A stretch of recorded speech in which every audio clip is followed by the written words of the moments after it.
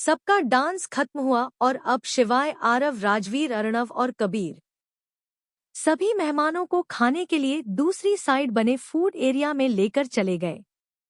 रूही नजर दौड़ाते हुए रूहान को ढूंढ रही थी, लेकिन उसे ना ही कहीं रूहान दिख रहा था और ना ही मिश्का। दरअसल डांस करते वक्त जब रूहान ने मिश्का की भरी आंखें देखी तो वो तुरंत उससे अलग हो गया और उसका हाथ पकड़ वहां से बाहर निकल गया था। रूही अभी इधर उधर देख ही रही थी कि रूहांश उसके पास सवालिया नजरों से देखते हुए बोला, किसे ढूंढ रही हो तुम? चलो सब डिनर के लिए जा रहे हैं।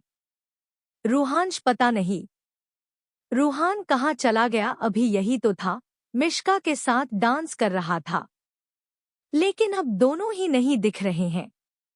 ओफ़ो, जब दोनों नहीं हैं, फिर भी तुम्हें समझ नहीं आ रहा है।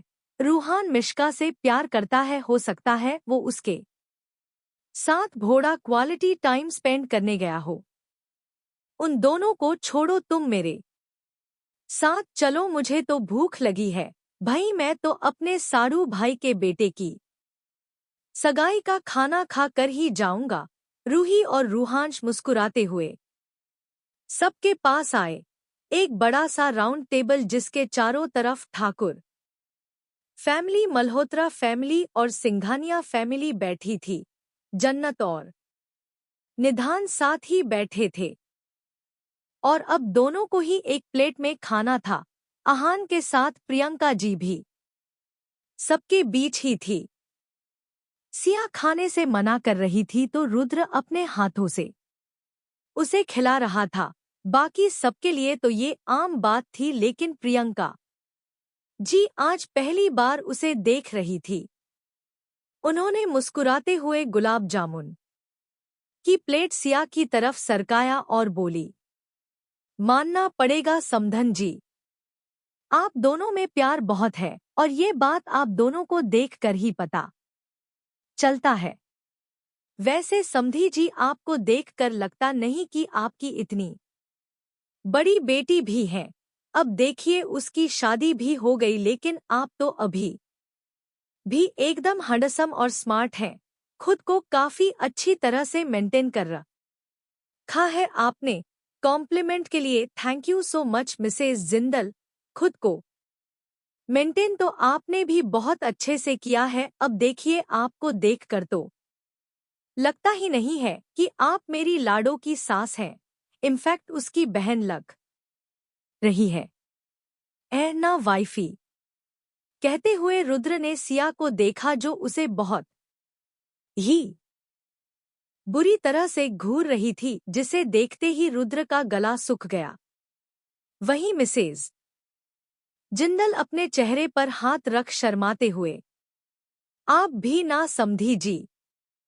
पहले तो मैं नाराज थी कि आहान ने मुझे बिना बताए आप लोग की बात मानकर शादी कर ली, लेकिन अब आप सबसे मिलने के बाद पता चला आप सब तो बहुत ही अच्छे हैं, स्पेशली आप समधी जी। आप तो सबसे अच्छे हैं समधी जी। आपकी समधन जी भी बहुत अच्छी हैं मिसेज जिंदल।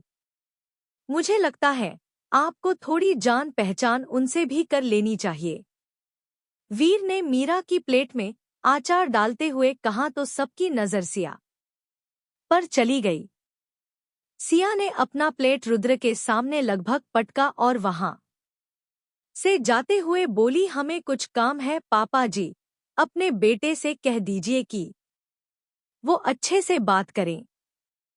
बाकी सबको तो पता नहीं, लेकिन सारवी, मीरा और वीर मुंह दबाए रुद्र की हालत पर हंस रहे थे।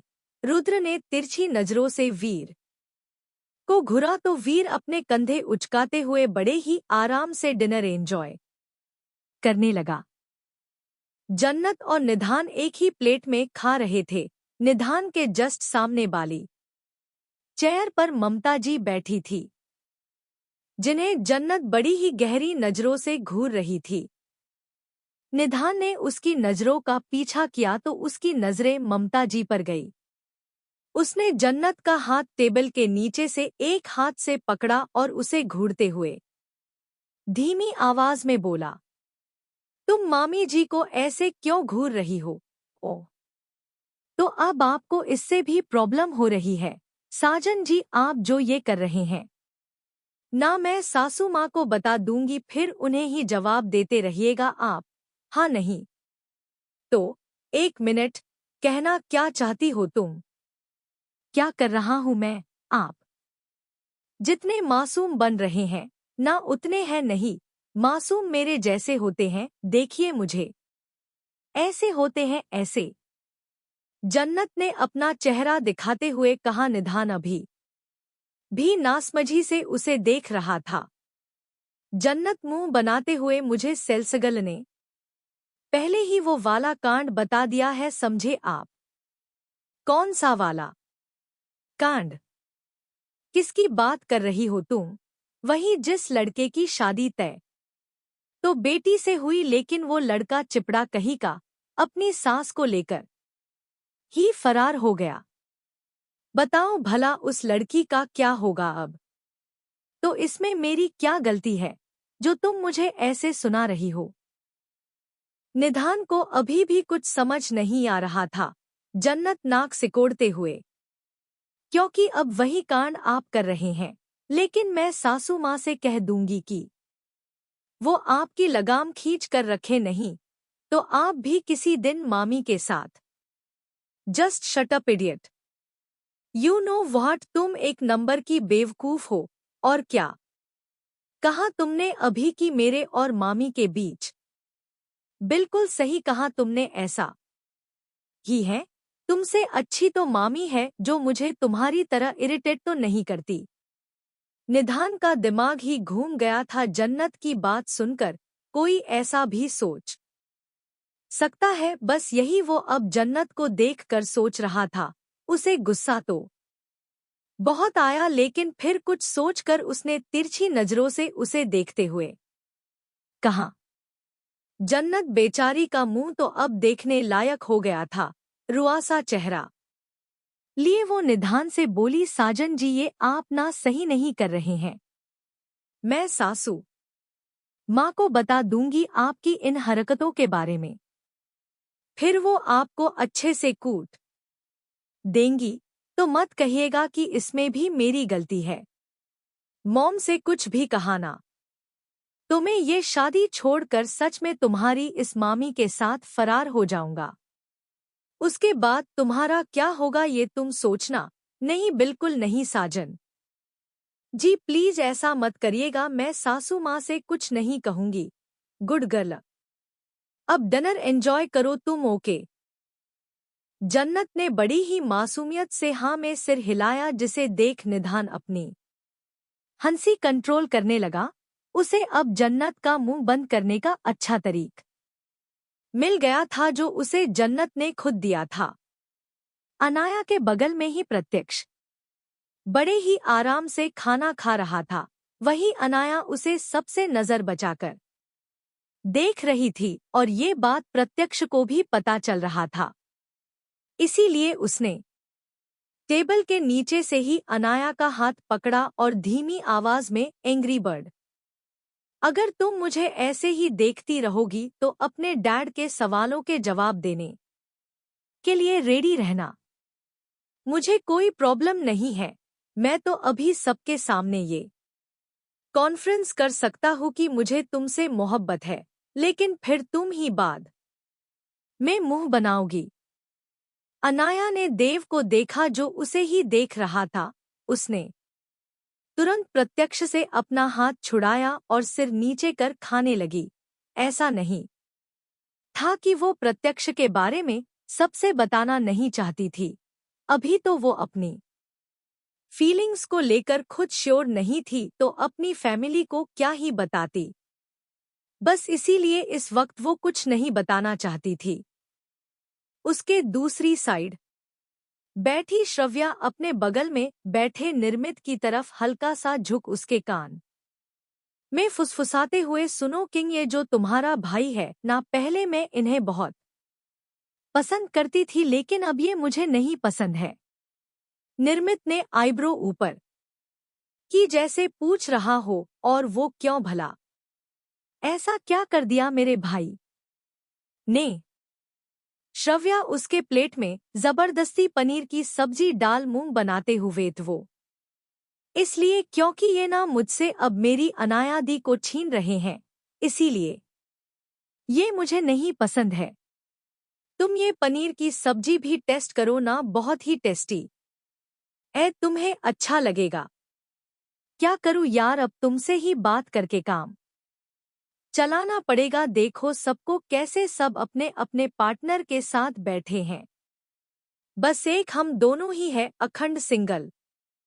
लगता है मेरे वाले के साथ तुम्हारी बाली का भी साबुन स्लो है, तभी तो तुम्हारी वाली ना तुम तक पहुंची और न मेरा बाला सूच तक पहुंचा। सो सेड ना जाने कहाँ भटक रहा होगा मेरा बेबी। श्रव्या ने जिस तरह से मुंह बनाते हुए कहा, निर्मित की हंसी छूट गई और वो हंसने लगा। उसे ऐसे अचानक हंसते देख सबकी नजर अब उस पर चली गई। वहीं श्रव्या अब उसे बुरी तरह से घूरने में लगी हुई थी। निर्मित ने जब सबकी नजरें खुद पर महसूस की तो वो चुप हो गया। उसने एक नजर प्रत्यक्ष को देखा जो उसे ही आंखें बड़ी बड़ी कर देख रहा था। निर्मित ने चेहरा फेरा और उठकर वहां से चला गया। प्रत्यक्ष ने भी बिना देर किए सबको सॉरी बोला और निर्मित के पीछे पीछे निकल गया। सबका डिनर हो ही गया था तो अब सब घर के लिए निकल रहे थे। धरा माहिरा के साथ बाहर आई कि अर्श माहिर से मम्मी जी आपको पापा जी बुला रहे हैं, आप जाइए बेटा, तुम अर्श के साथ रहो, हम आते हैं। माहिरा ने धरा से कहा और वापस अंदर चली गई। अब अर्श ने धरा का हाथ पकड़ा और उसे खींचकर साइड में खड़ी गाड़ी से लगा। उसके दोनों साइड हाथ रखे उसके चेहरे पर झुक उसकी आंखों में देखते हुए बोला, तुम्हें पता है चेरी, तुम इस रेड कलर के लहंगे में एकदम चेरी की तरह लग रही हो। तुम्हें देखकर मेरे दिल में बस ये सांग अपने आप ही चल रहा है। तुम्हें जो मैंने देखा, तुम्हें जो मैंने जाना, जो होना था वो तो गया, बस इसीलिए मैंने तुम्हें मिस्टर मैग्नेट नाम दिया है। अम्मा यार, जब देखो तब फेविक्विक की तरह चिपकते रहते हो और कोई काम नहीं रह गया है ना तुम्हारी जिंदगी में। गुस्से में घूरते हुए धरा ने कहा और उसका हाथ हटा वहां से जाने की कोशिश करने लगी। लेकिन अर्श कहाँ कम था, उसने धरा के चेहरे पर हाथ रखा और बड़ी ही इंटेंस नजरों से उसकी आंखों में देखते हुए बोला, कोई काम ही तो नहीं था अब तक, लेकिन अब है, और वो काम है तुम्हें। क्या? मुझे क्या? धरा सवालिया नजरों से उसे देखते हुई बोली, वो काम है तुम्हें परेशान करना चेरी।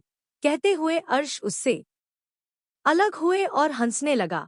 धरा के चेहरे का रंग ही उड़ गया, उसका तो पोपट बन गया था। एक पल को तो उसने न जाने क्या क्या सोच लिया था।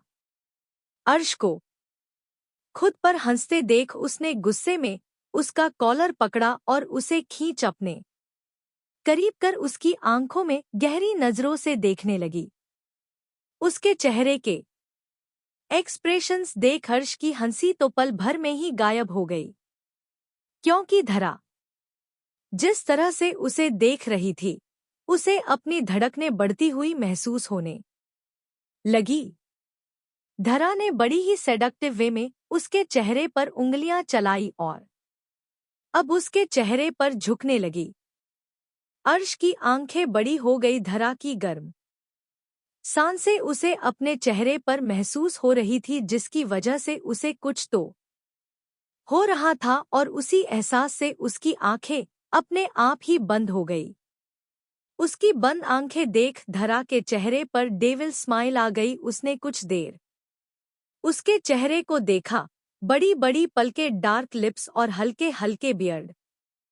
इसमें दो राय नहीं था कि अर्श हैंडसम और स्मार्ट तो बहुत था, धरा ने अपना सिर झटका और बड़ी ही बेदर्दी से उसने अर्श के गाल पर अपने दांत गड़ा दिए। जितनी जल्दी उसने ये किया उतनी ही जल्दी वो अब वहां से 9-2-11 हो गई। दर्द की वजह से अर्श की आंखें एक झटके से खुली और उसने अपने गाल पर हाथ रख लिया। आसपास धरा को न देख वो बड़ी ही बेचारगी से अपने गाल को सहलाने लगा, लेकिन इस वक्त उसके चेहरे पर बड़ी ही खूबसूरत सी स्माइल थी। उसने अपने सीने पर हाथ रखा और बढ़ी हुई धड़कनों को शांत करने की कोशिश में हंसते हुए बोला, ओह चेरी, ये क्या कर गई? इसका बदला तो अर्श रघुवंशी अपने स्टाइल में लेकर ही रहेगा। डिनर के बाद सब अपने घर के लिए निकल गए। प्रियंका जी भी आहान के साथ वहां से जा चुकी थी।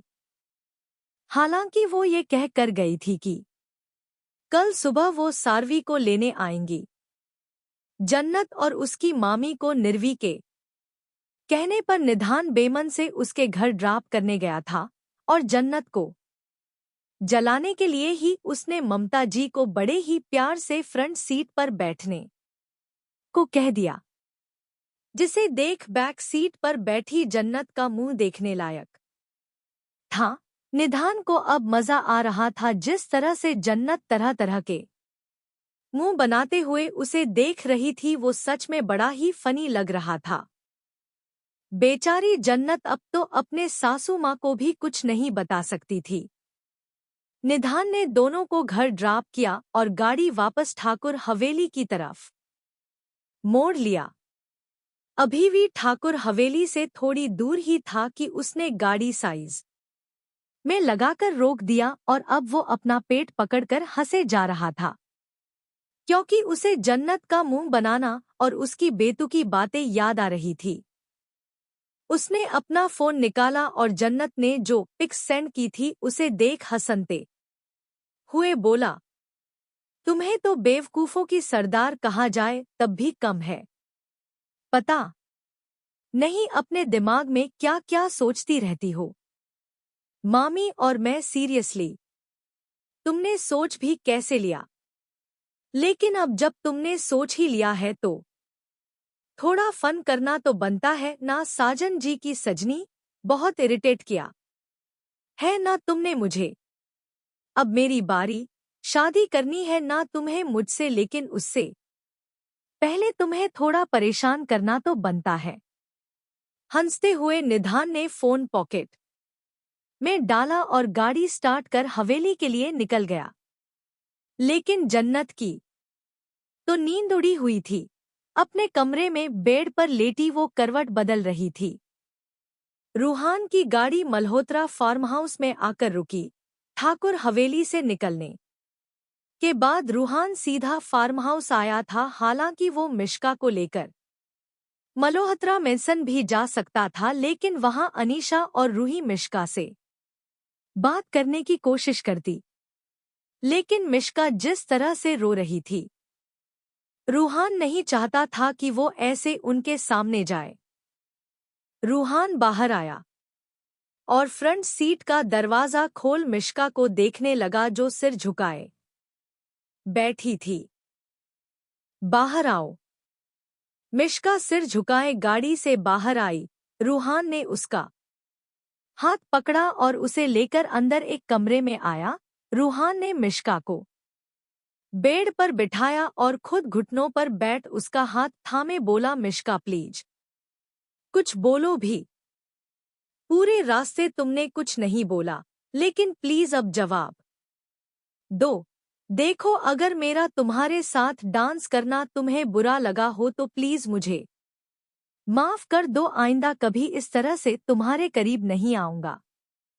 आई प्रॉमिस तुम्हारी इजाजत के बिना तुम्हें टच भी नहीं करूंगा, लेकिन प्लीज बात करो मुझसे।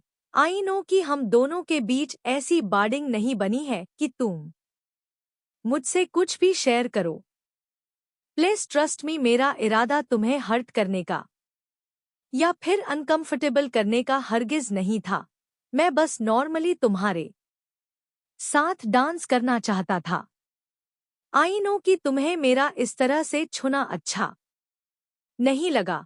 उसके लिए मुझे माफ कर दो प्लीज। मैं यहाँ तुम्हें अपनी मॉम के लिए लेकर आया हूँ। लेकिन क्या हम दोनों दोस्त नहीं बन सकते? मिश्का ने पलके उठाकर नीचे बैठे रूहान को देखा, जिसने अब दोनों हाथों से अपने कान पकड़े थे किसी छोटे बच्चे की तरह। उसके चेहरे पर गिल्ट साफ दिख रहा था। ना चाहते हुए भी मिश्का के होठ हल्के से फैल गए। मिश्का ने वापस से पलकें झुकाई और धीमे आवाज में इट्स ओके, लेकिन कोई मेरे करीब आए मुझे अच्छा नहीं लगता। आप प्लीज बुरा मत मानिएगा। मानूंगा बुरा, लेकिन इस बात के लिए नहीं। अगर तुमने मुझसे दोस्ती नहीं की तब जरूर बुरा मान जाऊंगा। रूहान अभी भी दोनों हाथों से कान पकड़े बोला। मिश्का कुछ पल के लिए चुप हो गई, लेकिन फिर ठीक है। क्या ठीक है? मैं आपसे दोस्ती करने के लिए तैयार हूं। क्या? Thank you so much. Ruhan ने एक्साइटेड होते हुए झट से उसका हाथ पकड़ लिया, लेकिन फिर उसने छोड़ भी दिया। जितनी जल्दी उसने मिश्का का हाथ पकड़ा, उतनी ही जल्दी छोड़ भी दिया। उसे याद आ गया कि अभी उसने मिश्का से प्रॉमिस किया था कि वो उसे टच नहीं करेगा। मिश्का की घनी पलकें एक बार फिर उसकी तरफ उठी, लेकिन इस बार उसने उन पलकों को झुकाया नहीं, बल्कि उसे देखती ही रही। उसे खुद की तरफ देखते देख रूहान अपनी जगह से खड़ा हो उससे थोड़ा दूर होते हुए बोला, सॉरी, वो तुम्हारा हाथ एक बार फिर टच। कोई बात नहीं, अब हम दोस्त हैं तो। मिश्का कहते कहते चुप हो गई, लेकिन उसके आगे के शब्द रूहान को बखूबी समझ आ गया था, जिससे उसके चेहरे पर स्माइल आ गई। उसने मुस्कुराते हुए मिश्का को देखा, फिर बोला, तुम फ्रेश हो जाओ। अगर चेंज करना है तो कबर्ड में मॉम के कपड़े होंगे, तुम पहन सकती हो। मैं कुछ खाने के लिए बनाता हूँ। रूहान अब बाहर जाने के लिए दरवाजे की तरफ पलटा ही था कि पीछे से मिश्का, सुनिए। रूहान के पैर एक अजीब से एहसास से रुक गए। वो धड़कते दिल के साथ पीछे मुड़ा की मिश्का कमरे को देखते हुए बोली, ये कौन सी जगह है और आप मुझे यहाँ क्यों ले आए? ये हमारा फार्म हाउस है, तुम्हें परेशान होने की जरूरत नहीं है। तुम्हारी जो हालत थी, ऐसे में तुम्हें मल्होत्रा मेसन नहीं ले जा सकता था ना। मोम और डैड अक्सर यहाँ आते रहते हैं। अब मैं जाऊं या कोई और सवाल? नहीं, आप जाइए। मिश्का बिना उससे नजर मिलाए बोली। रूहान ने एक नजर उसे देखा, फिर जल्दी से बगल वाले में कमरे में जाकर अपने कपड़े चेंज कर लोअर और टी शर्ट पहना और फुर्ती से किचन में पहुंच गया। उसके जाने के बाद मिश्का ने लंबी सांस खींची और उठकर कबर्ड के पास आई। यहाँ रूहांश और रूही आते रहते थे, जिसकी वजह से उनके कपड़े यहाँ पहले से ही थे। मिश्का ने कबर्ड खोला और अपने लिए एक सिंपल सा सूट निकाला और वॉशरूम में चली गई। कुछ देर बाद वो चेंज करके नीचे आई तो पूरे हॉल में उसे कोई नहीं दिखा, बस किचन से कुछ आवाजें आ रही थी। मिश्का इधर उधर देखते हुए उस आवाज की दिशा में बढ़ी कि सामने रूहान दिखा, जो बड़ी ही लगन से कुछ बना रहा था। चेहरे पर पसीने की कुछ बूंदें छलक आई थी, जिसकी वजह से उसका चेहरा और भी अट्रैक्टिव नजर आ रहा था। मिश्का ने झट से उस पर से अपनी नजर हटाई और अंदर आते हुए बोली, आप क्यों बना रहे हैं? मैं बना देती ना। इट्स ओके, मुझे बस मैगी बनाना आता है, इसीलिए फिलहाल मैंने वही बनाया है। सर्वेंट भी इतने टाइम सर्वेंट क्वार्टर में चले गए हैं, तो उन्हें इतनी रात को बुलाना अच्छा नहीं लगा मुझे। तुम ये कॉफी पकड़ो, मैं इसे टेबल पर रख देता हूँ। मिश्का ने कॉफी का मग उठाया और सब लेकर डाइनिंग टेबल पर आई, जहां रूहान ने 2 बाउल में मैगी सर्व कर दिया था। दोनों ने मैगी फिनिश की। रूहान को किसी का कॉल आया तो वो बात करने लगा। मिश्का चलते हुए बाहर गार्डन एरिया में आई। हल्की हल्की हवा दिल को सुकून देने का काम कर रही थी। मिश्का वहीं नीचे घुटनों को मोड़कर उस पर चेहरा टिकाकर बैठ गई। कुछ सोचते हुए उसकी आंखों में नमी उतर आई। उसने रगड़कर अपनी आंखें साफ की और फीकेपन से मुस्कुराते हुए बोली, कब आएंगे आप? अब तो कितना समय हो गया आपको गए, प्लीज आ जाइए ना, आपकी मिश्का आपका इंतजार कर रही है। रूहान बात करते हुए गार्डन में आया तो उसे नीचे बैठी मिश्का दिखी।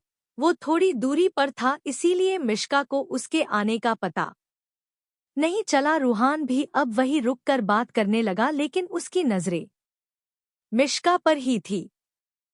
मिश्का एकदम भावहीन चेहरा लिए रुआसा हो गुनगुनाने लगी, टूटी हुई चूड़ियों से जोड़ू ये कलाई में, पिछली गली में जाने क्या छोड़ आए मैं। टूटी हुई चूड़ियों से जोड़ू ये कलाई में, पिछली गली में जाने क्या छोड़ आई मैं। रूहान के कानों में जैसे ही मिश्का की आवाज आई, रूहान ने तुरंत कॉल कट किया और दबे पांव उसकी तरफ बढ़ने लगा। उसके गाने में छुपी उदासी और रुआंसी आवाज से उसे साफ पता चल रहा था कि मिश्का रो रही है। वहीं मिश्का के ना चाहते हुए भी उसके आंसू उसके गालों पर लुढ़क ही आए, जिसे अब की बार उसने साफ करने की जहमत नहीं की। उसने दोनों बाह अपने घुटने पर लपेटे और फिर चेहरा उस पर टिकाए आगे की लाइन गाने लगी। बीती हुई गलियों से फिर से गुजरना यार, सिली सिली ढोला, सिली सिली हो यारा, सिली सिली बिरहा की रात का जलना यारा, सिली सिली। मिश्का का गला भर आया, आगे की लाइन उससे गाई ही नहीं गई और वो घुटनों में चेहरा छुपाए सिसक पड़ी। रूहान ने उसे रोते देखा तो उसका कलेजा कट के रह गया। उसने कांपते हाथों से मिश्का के सिर पर हाथ रखा, जिसे महसूस करते ही एक पल को मिश्का एकदम से चुप हो गई। उसने धीरे से सिर उठाकर सामने देखा और सामने रूहान को देखते ही उसके आंसुओं ने जैसे रफ्तार पकड़ ली हो। उसका आंसुओं से भीगा चेहरा और थरथराते होंठ देख रूहान अभी कुछ कहता उससे पहले ही मिश्का एक झटके से उसके गले लग गई। रूहान की धकड़ने स्किप होती हुई महसूस हुई। उसके सीने में चेहरा छुपाए मिश्का बुरी तरह से रो रही थी। शेरगिल मेंसन प्रत्यक्ष इस वक्त निर्मित के कमरे में बैठा उसे बुरी तरह से घूर रहा था, लेकिन निर्मित बिना किसी भाव के लैपटॉप पर कुछ काम कर रहा था। लगभग 5 मिनट तक जब निर्मित ने कुछ नहीं कहा तो प्रत्यक्ष ने उसका लैपटॉप एक झटके में बंद किया और चिढ़ते हुए बोला, क्या यार, इतना भाव क्यों खा रहा है? एक सिंपल सा ही तो क्वेश्चन पूछा है मैंने तुझसे कि वहां कैसे इतना गला फाड़ कर हंस रहा था, जबकि यहाँ तो हम लोग तुम्हारी आवाज सुनने को भी तरस जाते हैं। श्रव्या ने कुछ तो कहा था तुझसे, बस वही मुझे जानना है कि ऐसा क्या कहा उसने कि तेरी तपस्या भंग हुई और तू सबके सामने हंस पड़ा। भाई, नेक्स्ट मंथ से स्टूडेंट्स के एग्जाम है और मुझे बहुत से काम है, आप प्लीज जाइए यहाँ से और मुझे मेरा काम करने दीजिए। निर्मित बिना किसी भाव के बोला तो प्रत्यक्ष बस उसे देखता रह गया। उसने अब निर्मित से कुछ नहीं कहा और उठकर कमरे से बाहर जाने लगा। उसे ऐसे जाते देख निर्मित, आप जानते हैं मेरा नेचर, मुझे ज्यादा बात करना पसंद नहीं है, फिर भी ऐसे नाराज होकर जा रहे हैं। नाराज होकर नहीं जा रहा हूँ, क्योंकि अब मुझे इंतजार है उस वक्त कर जब मेरा भाई पूरी तरह से मुझे वापस उसी तरह मिलेगा जैसे वो पहले था। प्रत्यक्ष ने बिना उसकी तरफ मुड़े कहा और तेज कदमों से चलते हुए बाहर निकल गया। उसके जाने के बाद निर्मित ने अपना चेहरा सोफे पर टिकाया और आंख बंद कर लिया। आंख बंद करते ही उसकी आंखों के सामने कुछ तस्वीरें चलने लगी, जिसमें एक लड़का किसी खाई के पास खड़ा था और निर्मित उससे चंद दूरी पर, लेकिन निर्मित आगे बढ़ता उससे पहले ही उस लड़के ने खाई में छलांग लगा दी। इसी के साथ निर्मित की आंखें एक झटके से खुली और उसका पूरा चेहरा पसीने से भीग गया। गहरी सांस लेते हुए उसने अपने चेहरे पर आए पसीने को साफ किया कि अचानक ही उसकी आंखों के सामने श्रव्या का चेहरा आ गया, जिसे देखते ही उसके चेहरे पर गुस्सा आने लगा। मिश्का के सिरहाने बैठा रूहान उसके बालों को धीरे धीरे सहलाते हुए एकटक उसके चेहरे को देख रहा था, जिस पर आंसुओं के निशान दिख रहे थे। रूहान अभी थोड़ी देर पहले के बारे में सोच रहा था जब अचानक से मिश्का रोते हुए उसके गले लग गई थी और वो रोते रोते ही उसके बाहों में ही सो गई, जिसकी वजह से रूहान को उसे गोद में उठाकर कमरे तक लाना पड़ा। दिन भर की थकान और ऊपर से इतनी देर से रोने की वजह से अब मिश्का गहरी नींद में सो चुकी थी। रूहान उससे पूछना तो बहुत कुछ चाहता था, लेकिन उसे ये भी यकीन था कि जैसे आज मिश्का ने उससे दोस्ती की है, वैसे ही एक दिन उससे अपने दिल की बातें भी जरूर बताएगी। कुछ देर उसके मुरझाए चेहरे को देखने के बाद रूहान ने उसे ब्लैंकेट ओढ़ाया और धीरे से कमरे से बाहर निकल गया। अपने कमरे में आने के बाद उसने कहीं को अपने फार्म हाउस में होने के बारे में मैसेज कर दिया। सुबह का वक्त, सिंघानिया मेंशन। मीरा और सिया इस वक्त सारवी के कमरे में उसे तैयार कर रही थी, क्योंकि प्रियंका जी आहान के साथ उसकी विदाई के लिए आई थी। चूंकि mister Jindal out of city थे तो सिर्फ प्रियंका जी ही आई थी। लाल रंग की साड़ी पहने सारवी आज पूरी तरह से आहान की दुल्हन के रूप में तैयार हो चुकी थी।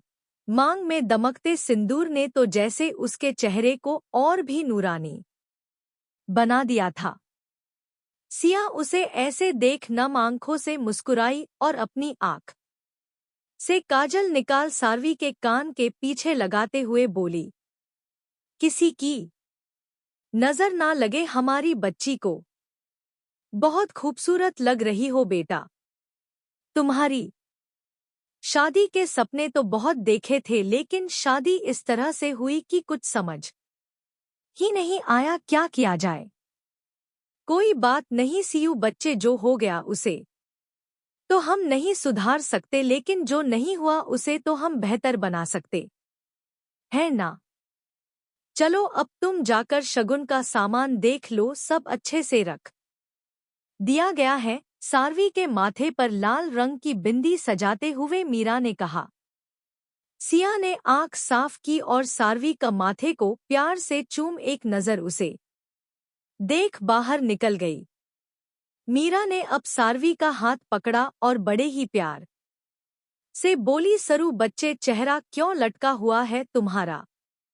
नर्वसनेस फील हो रहा है? बड़ी मम्मा हम आप सब के बिना वहां कैसे रहेंगे? और आहान की मम्मा? ना बेटा, वो अब सिर्फ आहान की मम्मा नहीं, तुम्हारी भी मम्मा है। और तुम्हें परेशान होने की जरूरत नहीं है, क्योंकि प्रियंका जी तुम्हें कभी भी हमारी या फिर आश्वी की कमी महसूस नहीं होने देंगी।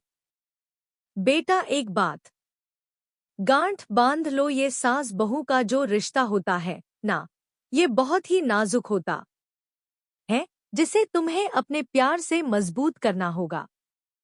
अब तक तुम इस घर की सिर्फ बेटी थी, लेकिन अब तुम आहान की पत्नी और प्रियंका जी की बहू भी हो, इस नाते से तुम्हारे ऊपर थोड़ी सी जिम्मेदारी बढ़ी है जिसका भार तुम्हें और प्रियंका जी दोनों को एक साथ उठाना होगा। अगर कभी वो तुम्हें कुछ कहे या फिर उनकी कोई बात बुरी लगे तो उनसे नाराजगी या फिर गुस्सा दिखाने से अच्छा तुम चुपचाप उनके गले लग जाना, इससे तुम्हें तो बेटर फील होगा ही, लेकिन प्रियंका जी को भी कहीं न कहीं अपनी गलती का एहसास हो ही जाएगा। कभी भी सिया और प्रियंका जी में फर्क नहीं समझोगी तो अपने आप ही सब ठीक होगा। और एक बात, सिर्फ घर बदल रहा है, बाकी सब तो वहां भी होंगे ना। आशु के जैसे प्रियंका जी, रुद्र के जैसे आहान के डैड, और रही सही कसर तो जमाई बाबू पूरा कर ही देंगे हैं ना। बड़ी मम्मा आप भी मजे ले रहे हैं। शर्माते हुए सारवी मीरा के गले लग गई। मीरा ने भी उसे अपने बाहों में कसा और आंखों में आई नमी को छुपाने के लिए बार बार पलके झपकाने लगी। नीचे सब तैयारियां ऑलमोस्ट हो चुकी थी। रुद्र और वीर आहान के साथ बैठे थे। मीरा सारवी को अपने साथ लेकर नीचे आई। प्रियंका जी की नजर सारवी पर पड़ी तो उनके चेहरे पर स्माइल आ गई। वहीं रुद्र और वीर की नजरें भी सारवी पर ही थी। सारवी चलते हुए वीर के पास आई कि वीर उसे अपने पास आता देख अपनी जगह से उठ गया और फोन पॉकेट से निकाल कान के पास लगाकर बात करने के बहाने से वहां से जाना चाहा, लेकिन सारवी ने उसका हाथ पकड़ लिया। वीर ने अपनी आंखें कस के मींच ली, लेकिन अभी भी वो सारवी की तरफ नहीं पलटा। सारवी उसके पीठ से चेहरा लगाए भरे गले से, बड़े पापा आप हमसे नाराज हैं ना मेरा बच्चा, बड़े पापा कभी तुमसे नाराज हो सकते हैं। वीर अब सारवी की तरफ पलटते हुए बोला। सावी झट से उसके सीने से लग रोने लगी, जिसे देखते ही रुद्र सिर नीचे कर अपने फोन में देखने लगा। वीर ने प्यार से सारवी के बालों को सहलाया और बोला, सरू बच्चा रोते नहीं, कौन सा इतनी दूर जा रही हो, यही पास में ही तो है, जब भी तुम्हारा मन करे आ जाना। अब चुप हो जाओ, तुम्हें पता है ना तुम्हारी आंख में आंसू रुद्र को कितनी चुभती है। सारवी ने रुद्र को देखा जो अभी भी फोन में ही देख रहा था। सारवी अब धीमे कदमों से चलते हुए उसके पास आई और बिना कुछ बोले रोते हुए उसे देखने लगी। उसे इस तरह से रोते देख रुद्र ने तुरंत फोन पॉकेट में डाला और उसके चेहरे को दोनों हाथों में थाम उसके माथे पर अपने होंठ रख दिए। रोना बंद करो, अगर तुम ऐसी ही रोती रही तो मैं तुम्हें कहीं नहीं भेज रहा, फिर चाहे मुझे आहान को यहाँ जबरदस्ती ही क्यों न रोकना पड़े। उसकी बात सुनते ही सिया और मीरा दोनों ने अपने माथे पर हाथ रख लिया। मीरा ने तुरंत सारवी को उससे अलग किया और सारवी को लेकर दरवाजे की तरफ जाते हुए धीमी आवाज में बोली, रोना बंद करो, नहीं तो तुम्हारा ये बाप सच में आहान और तुम्हें यहाँ से कहीं नहीं जाने देगा। सारवी रोते हुए पीछे पलटी और अब अपने पूरे घर को देखने लगी। कितना अजीब है ना, जहाँ हमने अपना पूरा बचपन गुजारा हो, जिस घर में हमने पिता की डांट और माँ के दुलार का वो अनोखा एहसास जिया हो, भाई के साथ झगड़ना, लेकिन अगर वो कहीं चला जाए तो उसे याद करना, जवानी की दहलीज पर कदम रखे जिस कमरे में हमने अपने जीवन साथी के बारे में तरह तरह के सपने सजाए हो, वही घर, वही आंगन और वही कमरा छोड़कर हमें एक दिन ऐसे घर में जाना होता है जो हमारे लिए बिल्कुल अनजाना सा होता है। कितना मजबूत होता है हम लड़कियों का दिल कि हम कुछ दिन बाद ही उसे अपना घर समझकर उनमें रम जाते हैं। और कितना मजबूत होता होगा माँ बाप का दिल जो अपने आंगन की उस नन्ही सी कली को किसी और के घर को महकाने के लिए भेज देते हैं। सार्वी के आंखों के समाने सब किसी फिल्म की तरह चल रहा था, जहां कभी वो रुद्र के कंधे पर बैठकर पूरे सिंघानिया और मैसन के चक्कर लगवा रही थी तो कभी अपने नन्हे हाथों में छोटी सी स्टिक थामे वो एकदम कड़क टीचर की तरह वीर को डरा रही थी। सब याद करते हुए उसका रोना और भी बढ़ गया। सिया तो रुद्र के गले में चेहरा छुपाए रो रही थी। मीरा ने जैसे तैसे सार्वी को आहान की गाड़ी में बैठाया, जिसे देख प्रियंका जी भी झट से दूसरी साइड से आकर बैंक सीट पर बैठ उसे संभालने लगी। आहान रुद्र के सामने हाथ जोड़ाते हुए बोला, अंकल हो सके तो मुझे माफ कर दीजिएगा। रुद्र ने एक नज़र उसे देखा और फिर सामने गड़ी में रो रही सार्वी को देख बोला, आई होप कि मेरी बच्ची ये आखिरी बार इस तरह से रो रही होगी। आहान ने हाँ में सिर हिलाया और तेज कदमों से चलते हुए गाड़ी में आकर बैठ गया। ड्राइवर ने भी तुरंत गाड़ी स्टार्ट कर दी। देखते ही देखते आहान की गाड़ी सिंघानिया सन ने दूर निकल गई। इधर अनाया और श्रव्या आज कॉलेज आई थी। दोनों अपने अपने सेक्शन में आई और अपना क्लास ढूंढते हुए आगे बढ़ ही रही थी कि श्रव्या सामने से आते एक लड़के से टकरा गई। सामने और कोई नहीं, निर्मित था, जो बड़ी ही जल्दीबाजी में होद के ऑफिस की तरफ जा रहा था। वहीं श्रव्या ने जैसे ही उसे देखा उसकी आंखें छोटी हो गई। उसने आव देखा न ताव झट से निर्मित का कॉलर पकड़ा और उसे घूरते हुए, अब ये मत कहना कि तुम्हारा यहाँ आना कोई कोइंसिडेंस है। सब समझ आ रहा है मुझे, तुम मेरा पीछा करते हुए ही यहाँ आए हो। तुम्हें तो मैं थोड़ा शरीफ समझने लगी थी, लेकिन तुम तो आवारा टाइप के लड़के निकले जो लड़कियों को परेशान करने के लिए उनका पीछा करते हैं। लेकिन बस अब और नहीं, तुम तो चलो मेरे साथ, कहते हुए भव्या उसे खींचते हुए होद के कैबिन में आई। सामने ही चेयर पर बैठे मिस्टर अजित सक्सेना, जो इस कॉलेज के हेड ऑफ डायरेक्टर थे। उनकी नज़र जैसे ही निर्मित पर पड़ी वो अपनी चेयर से उठ गए। लेकिन फिर उनकी नज़र श्रव्या पर गई, जो निर्मित को बुरी तरह से घूर रही थी। निर्मित भी गुस्से में जबड़ा भींचे उसे घूरे जा रहा था। अभी वो कुछ कहते उससे पहले ही श्रव्या अजित सक्सेना को देखते हुए बोली, सर आप इस लड़के को अभी के अभी इस कॉलेज से बाहर निकालिए। आपको पता है ये कब से मुझे स्टॉक कर रहा है। मुझे कुछ नहीं पता, लेकिन अभी के अभी आप इस बदतमीज लड़के को कॉलेज से बाहर निकालिए। लेकिन मिस श्रव्या, मैं ऐसे कैसे इन्हें कॉलेज से बाहर निकाल सकता हूँ? आपको जरूर कोई मिसअंडरस्टैंडिंग हुई होगी। मिस्टर निर्मित तो इस कॉलेज में प्रोफेसर हैं। वो ऐसी गिरी हुई हरकत कर ही नहीं सकते। मुझे कोई मिसअंडरस्टैंडिंग नहीं हुई है सर। मुझे पता है कि ये प्रोफेसर ये प्रोफेसर है। पहले तो श्रव्या ने उनकी बातों पर ध्यान नहीं दिया, लेकिन जैसे ही उसे रियलाइज हुआ उसकी आंखें बड़ी हो गई।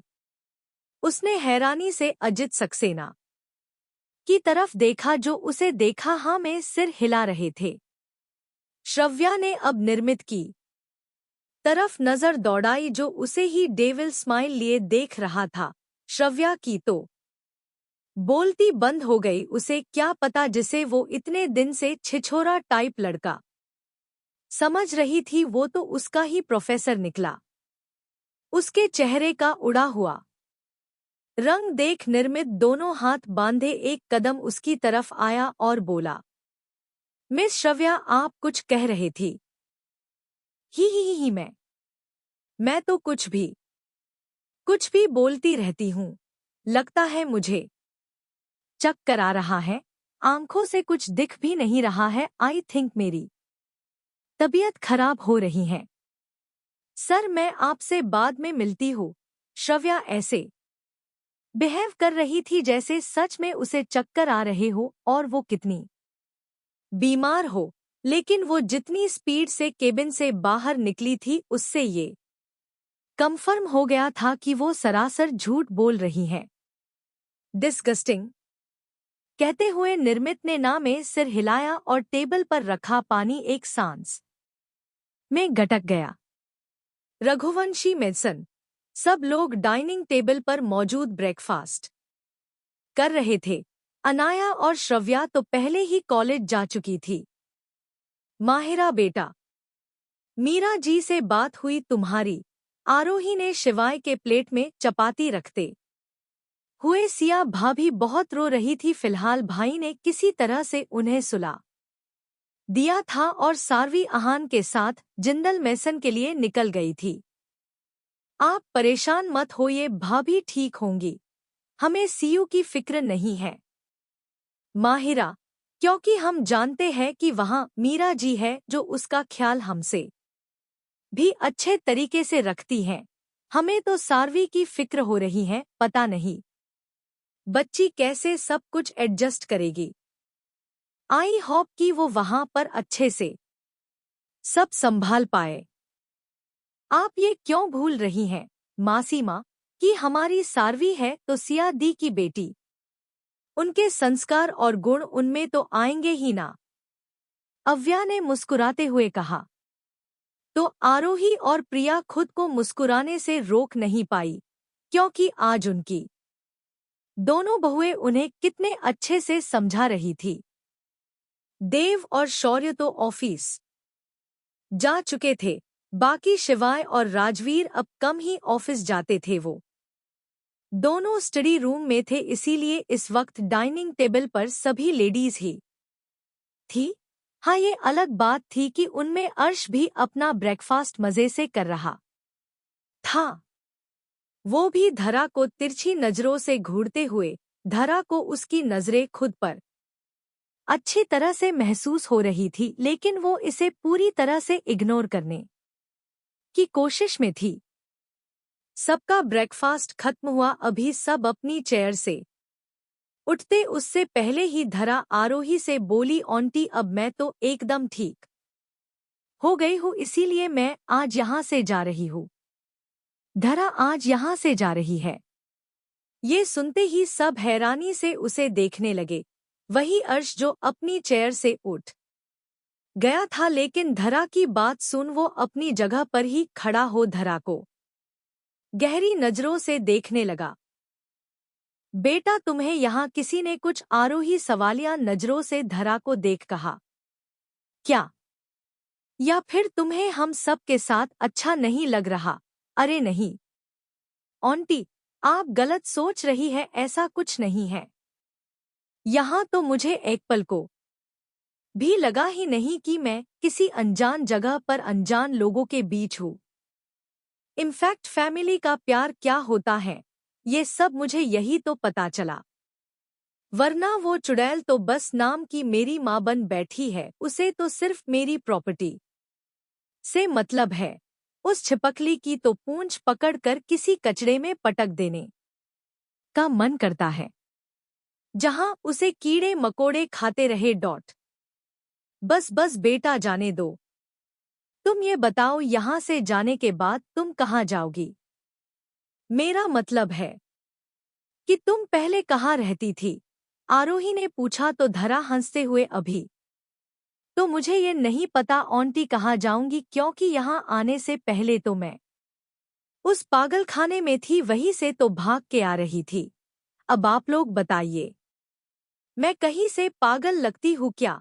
उसकी बात का जवाब देने के बजाय सब उसका चेहरा देखने लगे, क्योंकि इतना सब कुछ होने के बाद भी धरा मुस्कुरा रही थी। अर्श भी एकटक उसे ही देख रहा था। क्या हुआ, आप लोगों ने मेरे सवाल का जवाब नहीं दिया? कहीं ऐसा तो नहीं कि आप लोग को भी मैं पागल लगती हूँ? नहीं बेटा, बिल्कुल नहीं। तुम तो बहुत ही प्यारी और इंटेलिजेंट बच्ची हो। पागल तो वो है जिसने तुम्हें वहां भेजा। अब ये सब बातें भूल जाओ और तुम यही हमारे साथ रहो, क्योंकि हम अब तुम्हें कहीं नहीं जाने देंगे। माहिरा ने बड़े ही प्यार से उसे अपने गले लगाते हुए कहा। एक पल को धरा की आंखों में नमी उतर आई, जिसे उसने पलके झपकाते हुए आंखों में ही रोक लिया। अभी वो मना करने के बारे में सोच ही रही थी कि पीछे से आते हुए शिवाय ने भी साफ कह दिया कि धरा यही रहेगी। जिसके बाद धरा कुछ बोल ही नहीं पाई। वो सीढ़ियां चढ़ते हुए अपने कमरे में आई कि किसी ने उसके मुंह पर हाथ रख दरवाजा बंद कर लिया। मिश्का की आंख खुली तो उसने खुद को बेड पर पाया। उसने एक पल को आंख बंद की तो कल रात गार्डन का पूरा वाकया उसकी आंखों के सामने घूम गया। रूहान को गले लगाने का सोचकर ही उसके रोंगटे खड़े हो गए। उसका पूरा चेहरा पसीने से भीग गया। तभी दरवाजा खुला और रूहान कॉफी का कप लिए अंदर आया। मिश्का को जगा हुआ देख वो मुस्कुराया और बोला, गुड मॉर्निंग। चलो अब जल्दी से फ्रेश होकर आओ, फिर हमें घर के लिए निकलना है। मॉम के कितने कॉल आ चुके हैं, मुझे भी एक इम्पोर्टेंट मीटिंग अटेंड करना है, तो प्लीजू जल्दी करना, ओके। मिश्का ने झट से अपने चेहरे पर आए पसीने को साफ किया और आंखें बड़ी बड़ी कर हैरानी से उसे देखने लगी। इस वक्त उसके दिमाग में यही चल रहा था कि रूहान इतना नॉर्मल बिहेव कैसे कर सकता है। वो कल के बारे में उससे कुछ पूछ क्यों नहीं रहा है। उसके चेहरे के बनते बिगड़ते एक्सप्रेशंस देख रूहान अच्छी तरह से समझ गया कि वो क्या सोच रही है। उसने मुस्कुराते हुए मिश्का के बालों में उंगलियां घुमाई और बोला, ज्यादा मत सोचो, कल तुम सो गई थी तो मैं तुम्हें यहां लेकर आया था। आई नो कि सबका पास्ट होता है, इट्स ओके, बट अगर पास्ट की वजह से प्रेजेंट और फ्यूचर खराब हो रहा है तो उस पास्ट को भूल जाना ही बेटर होता है। मैं नीचे बैठ कर रहा हूँ, कहते हुए रूहान ने उसके गाल धपधपाया और कमरे से बाहर निकल गया। मिश्का बस उसे जाते हुए देखती रह गई। आज पहली बार किसी ने यूं प्यार और अपनेपन से उसके बालों को सहलाया था, जो कहीं ना कहीं उसे अच्छा भी लगा। थोड़ी देर बाद रूहान ड्राइव कर रहा था और फ्रंट सीट पर बैठी मिश्का उससे कुछ कहने की कोशिश कर रही थी, लेकिन कह नहीं पा रही थी। ये बात रूहान भी अच्छी तरह से नोटिस कर रहा था, लेकिन वो चुपचाप सामने देखते हुए ड्राइव करता रहा। सॉरी, कल कल मैं ऐसे आपके गले आई एम सॉरी, मुझे ऐसा नहीं करना चाहिए था। आखिरकार मिश्का की धीमी आवाज उसके कानों में पड़ ही गई, जिसे सुनते ही रूहान मन ही मन मुस्कुराने लगा, क्योंकि अब धीरे धीरे ही सही मिश्का उससे बात करने लगी थी। उसने एक नजर मिश्का को देखा, फिर सामने देखते हुए, इट्स ओके, तुम्हें सॉरी फील करने की जरूरत नहीं है। तुम शायद भूल रही हो कि अब हम दोस्त हैं, तो दोस्ती में ये सब कुछ नॉर्मल है। अब तुम अंदर जाओ, मैं ऑफिस के लिए निकलता है। मिश्का ने सिर उठाकर सामने देखा तो वो लोग अब मल्होत्रा मेसन पहुंच चुके थे। मिश्का गाड़ी से उतर गई और अब रूहान ने गाड़ी टर्न की और जैसे ही थोड़ा सा आगे बढ़ा कि पीछे से मिश्का, सुनिए, अब भई रूहान बाबू को उनकी मिश्का बुलाए, वो भी इतने प्यार से तो वो अपनी मीटिंग भी कैंसिल कर दे। रूहान की गाड़ी रुकी और मिश्का उसके विंडो साइड आई, जिसका ग्लास रूहान ने पहले ही नीचे कर दिया था।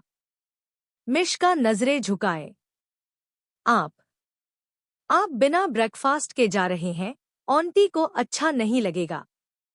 रूहान मुस्कुराते हुए, डोंट वरी, मैंने मॉम से बात कर ली है, अब मैं जाऊं। मिश्का हड़बड़ाते हुए अप साइड हो गई। रूहान की गाड़ी मल्होत्रा में सन से बाहर निकल गई तो मिश्का भी अंदर आई, वहीं अपने कमरे की बालकनी से दोनों को मुस्कुराते हुए रूहांश और रूही देख रहे थे। अपने कैबिन में टेबल पर सिर रखे बैठी जन्नत का चेहरा बेहद मायूस था, क्योंकि उसके छोटे से दिमाग से ये बात निकल ही नहीं रही थी कि उसके साजन जी का चक्कर उसकी मामी के साथ है। तभी टेबल पर रखा फोन बजा, जिसे जन्नत ने वैसे ही रिसीव कर कान से लगाया, और उधर की आवाज सुनते ही उसके हाथ से फोन गिरते गिरते बचा और वो एक झटके से एकदम स्ट्रेट होकर अपनी जगह पर बैठ गई, एक क्योंकि फोन के उस तरफ और कोई नहीं बल्कि निधान था, जो पिछले आधे घंटे से ग्लास विंडो से उसे टेबल पर सिर रखे सोते हुए देख रहा था। अभी के अभी मेरे कैबिन में आओ। निधान की सर्द आवाज अभी भी उसके कानों में गूंज रही थी। हालांकि निधान ने बस इतना ही कहकर कॉल कट कर दिया था, लेकिन जन्नत अभी भी फोन को घूर रही थी। उसने टेबल पर रखा पानी एक सांस में गटका और मरते कदमों से निधान के कैबिन में आई। उसके आते ही निधान ने ग्लास विंडो पर लगा कर्टन्स खींचा और आकर हेड चेयर पर बैठ गया। मैं आई कम इन सर? जन्नत की धीमी आवाज आई, जिसे सुनते ही निधान की आईब्रो उठ गई, क्योंकि उसने अब तक जन्नत को इतने धीरे बात करते हुए नहीं सुना था। लेकिन फिर भी उसने उसे अंदर आने को कह दिया। जन्नत अंदर आई और चुपचाप किसी आज्ञाकारी बच्चे की तरह सिर झुकाए खड़ी हो गई। ओ हेलो, ये तुम्हारा घर नहीं है जहां जब चाहे तुम सो सकती हो और जब चाहे ऐसे मुंह उठाकर एक जगह खड़ी हो जाओगी। सोने के पैसे नहीं मिलते तुम्हें। मैं सो नहीं रही थी साजन जी, वो तो मैं थोड़ी सी परेशान हूँ, इसीलिए मेरी आंखें थक गई थी। आंखें थक गई थी सीरियसली। वैसे तुम थोड़ी सी परेशान क्यों हो? क्योंकि आपका और मामी का चक्कर चल रहा है और मैं कुछ कर भी नहीं पा रही हूँ। मन तो कर रहा है कि मामा जी को बता दूं, फिर वो मामी को कूट कर अच्छे से चटनी बना देंगे, लेकिन फिर मुझे उनके लिए बुरा भी लग रहा है। निधान को उसका चेहरा देख हंसी आ रही थी, क्योंकि जन्नत का चेहरे के एक्सप्रेशंस इस वक्त ऐसे थे जैसे वो सच में बहुत परेशान हो। निधान चेयर से उठकर उसके पास आया और टेबल से कमर टिकाकर उसके सामने खड़ा हो गया। उसे देख जन्नत बेहद मासूमियत से, साजन जी, क्या आप मामी को भूल कर मुझे प्यार नहीं कर सकते? मामी तो पहले से शादीशुदा है। नहीं, बिल्कुल नहीं। लेकिन तुम चाहो तो मैं मामी के साथ साथ तुम्हें भी प्यार कर सकता हूँ। कैसी बात कर रहे हैं आप साजन जी? को मैंने तो न जाने क्या क्या सपने देखे थे। हम दोनों हनीमून पर साथ में वैष्णो देवी माता के दरबार में जाएंगे, लेकिन आप तो मामी के साथ फंस गए। कब क्या ही हनीमून और क्या ही प्यार, और ऐसे में आप मामी के साथ मुझे भी प्यार करने की बात कर रहे हैं। नहीं, ये तो गलत है, ये मुझसे नहीं होगा। निधान का मन किया कि वो अपना सिर दीवार पर मार ले।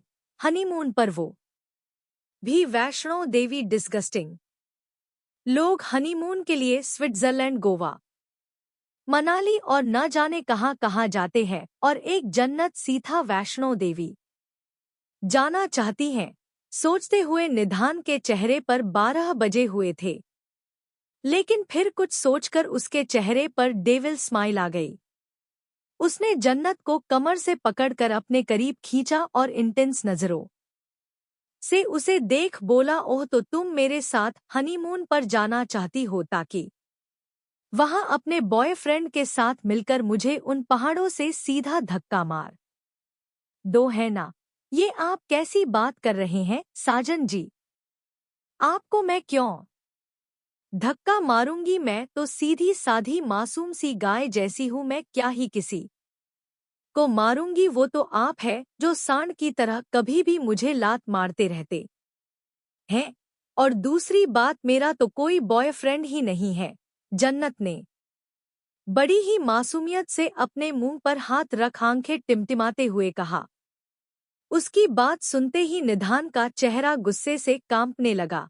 जहां अभी तक वी जन्नत के मजे ले रहा था, वही जन्नत ने उसका सोए सोए कर दिया था। उसके गुस्से से लाल होते चेहरे को देख जन्नत की सांसें अटक गई। उसे अब समझ आया कि उसने कुछ गलत बोल दिया जो उसे नहीं बोलना था।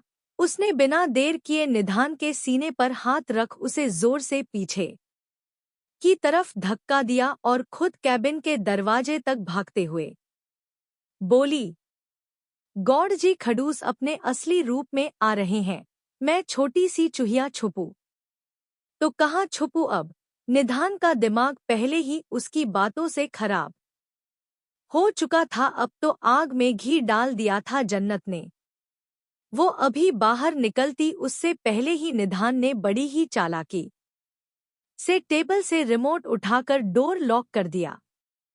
अब बेचारी छोटी चूहिया उर्फ जन्नत का गला सूख गया।